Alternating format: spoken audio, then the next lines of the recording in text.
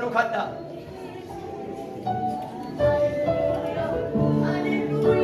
Mootii amanamaa bara baraan mootee kan jiraattu gaarummaa fi arjummaan kee baay'ee kan ta'e kunoo yaa Waaqayyo abboommi ati waldaa kiristaanaatiif kennite raawwachuudhaaf hin jira. Maqaa gooftaa Yesuus Kiristoosiitiin na gargaari. Saba kees maqaa Yesuusiin gargaari. Maaddichi kunooti xoofoon kunooti maqaa Yesuusiin eebbiseera. Humna dhiiga kee dhiiga Yesuusiin eebbiseera. Kun foona kee ta'eera. Kun dhiiga keetti geeddarameera. Kun foon keetti geeddarameera. Kun yaa Waaqayyo dhiiga keetti geeddarameera. Namni xoofoo kanarraa namni maaddii kanarraa hirmaatu maqaa gooftaa Yesuusiitiin yaa Waaqayyo mootummaa kee keessaa qooda haa qabaatu. Yaadaa fi karoora keetiif haa bitamani.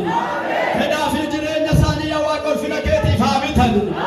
Yaadaa fi jireenya isaanii ulfina keetiif haa godhani. Ulfina keetiif ta'anii haa argamani. Maqaan kee isaan irratti haa kabajamu. Maqaan kee isaan irratti haa ulfaatu.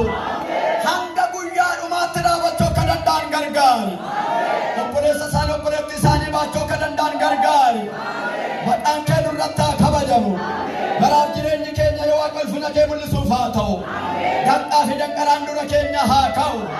Waa'ee yeroo kanaaf ulfaadhu. Maqaa Abbaa, maqaa Ilmaa, maqaa Hafuura Qulqulluutiin. Ameen.